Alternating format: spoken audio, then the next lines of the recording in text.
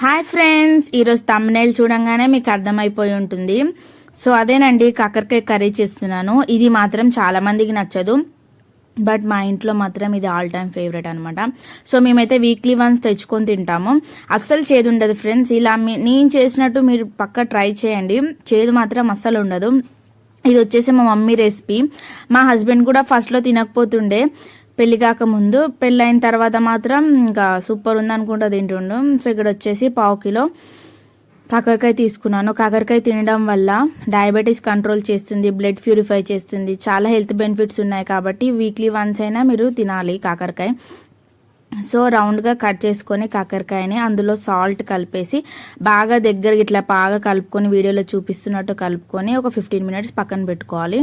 తర్వాత అందులో కొన్ని వాటర్ పోసేసి చేదు మొత్తం పోయేలాగా బాగా ఇలా పిండేసి ఒక కడాయి తీసుకొని ఆయిల్ పోసుకొని డైరెక్ట్ కాకరకాయలు వేయడమే. సో ఇందులో ఆనియన్, పచ్చిమిర్చి ఇవి ఏం అవసరం లేదు. సో ఇవి బాగా సాఫ్ట్గా కుక్ అయిన తర్వాత ఒక 3 టమాటాస్ తీసుకున్నాను నేను.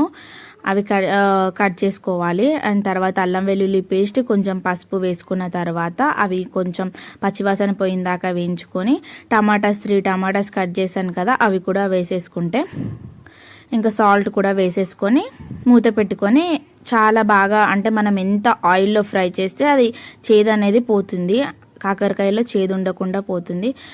సో ఇంకా చాలాసేపు ఫ్రై అయిన తర్వాత కారం కూడా వేసేసుకున్నాను. వేసేసుకొని ఫైనల్గా కొత్తిమీరతో గార్నిష్ చేసేసుకుంటే అయిపోతుంది.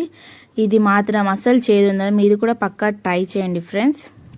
వీడియో కనుక నచ్చితే లైక్ చేయండి, షేర్ చేయండి, సబ్స్క్రైబ్ చేయండి. Bye friends.